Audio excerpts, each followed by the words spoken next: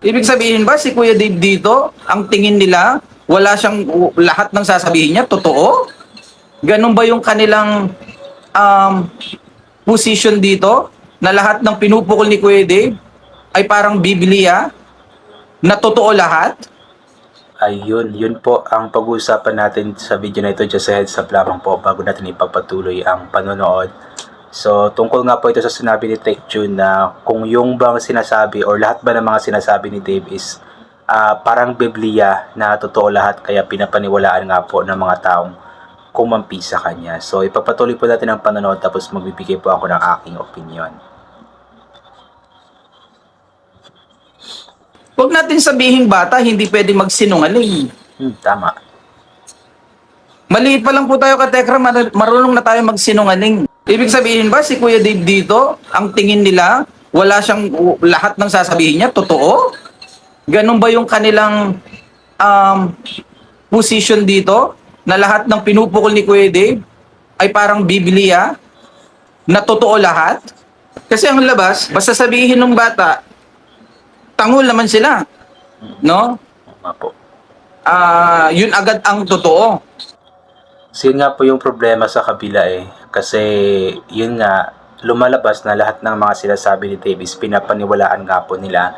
Kaya nasabi nga po ni Texture na parang Biblia na pinapaniwalaan kaagad.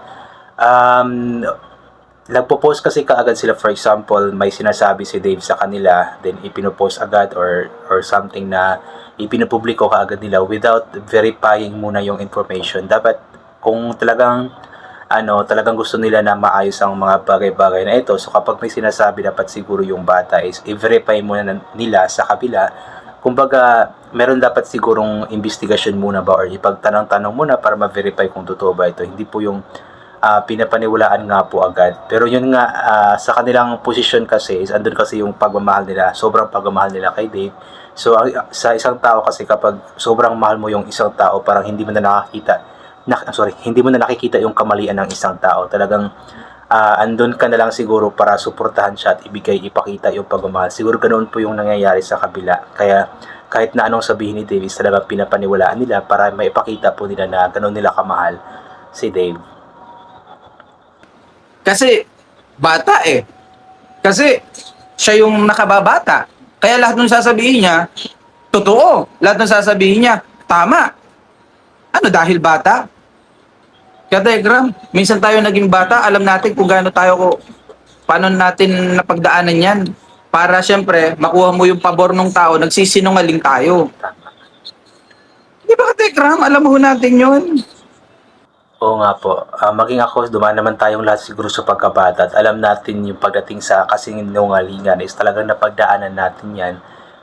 Kahit nung mga maliliit pa tayo, mga bata pa tayo, tama nga po yung sinasabi ng Texture na para makuha mo yung pabor is may chance or may pagkakataon na nakakapagsinungaling ka para lamang talaga makuha mo yung pabor. At alam po natin lahat yun kasi lahat naman tayo dumaan sa pagkabata. At alam ko na hindi lahat ng mga bata is napaka-honest, katulad nga po ni Onisto na napaka-honest. Sa mga kabataan nga po dito sa amin, sa mga nakikita ko dito, halos lahat nga po is nagsisinungaling. Para yung pabor, para yung simpatya makuha mo, kung kinakailangan magsinungaling, nagagawa ho natin. Without naman Telegram, sa tingin ko may mga tama naman sa mga sinasabi ni Kuya. But ang crucial kasi ng ganit na information, kung gusto mong magkaroon ka ng credibility, lahat ng sabihin mo totoo. Tama. Lahat ng detalye dapat siguraduhin mo. Kasi halimbawa sinabi ko sa live na halimbawa nagsisinungaling si Kuya.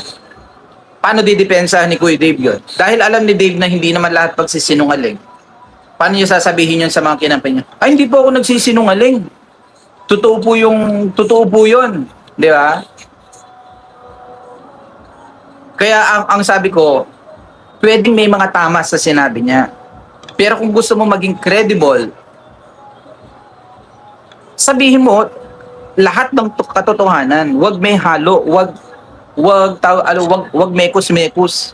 No? How can you testify truth if halo-halo yung testimony mo, may pagsisinungaling, Sa tingin ko naman may totoo, kung hindi ko alam, but hindi ko alam kung anong ratio, no? Kumbaga sa 100%, hindi ko alam kung ilang percent lang yung totoo. But the point is, you cannot be a credible tao dito na patunay, no? Kung obvious na obvious nagsisinungaling ka. So yun po, regarding sa credibility or credibility nga po, tama po yung sinasabi ni Tekchun na hindi ka magiging isang credible person kung yung mga sinasabi mo is halo-halo nga po, may katotohanan at may pagsisinungaling. Kasi tayong mga tao kasi, for example na lamang, isang tao na napakabuti, napakabait, tapos biglang nakagawa ng masama. Sa mga tao po kasi, kahit gaano pa karami po yung tama na iyong nagawa or kahit gaano pa karami yung totoong mga sinasabi mo, kapag meron kang kahit isang pagkakamali or kahit isang kasinungalingan, is yun po yung tatatak kasi sa mga tao. So, pagdating po dun, kapag halo-halo po yung sinasabi mo, so mawawalan ka talaga ng kredibilidad at ang mga tao po is hindi na maniniwala sa iyo dahil nga po sa pagsisinungaling na ayun. So, tama mga po yung sinasabi ni Tekchun na kung gusto pong maging isang credible person, ano yun? I'm sorry.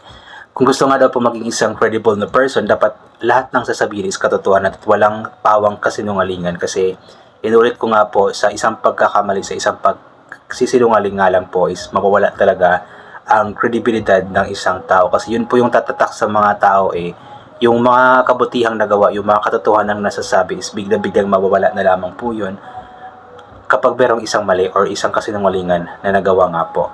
So yun, I think hanggang dito na lamang po itong gagawin ko na reaction video. Pasensya na po, inuupo kasi ako. Inuulit ko po pala, ginugulit po ito yung pasalamat sa lahat ng mga bagay na ating natatanggap kahit na hindi po natin ito hinihingi. Kasi nga po, lahat ng mga bagay na meron tayo ay kalob sa atin ng ating Panginoon at wala ang mga bagay na ito kung hindi dahil sa Kanya. And always bring pa yung kapote, sombrero, or anything na pwede maging protection sa katawan kapag lalabas po tayo ng sakadong kapag mainit na hindi po tayo mainitan. At kapag biglang umulan, ay hindi po tayo mababasa ng ulan. And always take vitamin C para maboost ang ating immune system at hindi po tayo matatama na agad ng kung ano-ano mang mga sakit-sakit. So once again, inuulit ko, hanggang dito na lamang po muna itong gagawin ko na reaction video. Naubusan po ako ng hangin.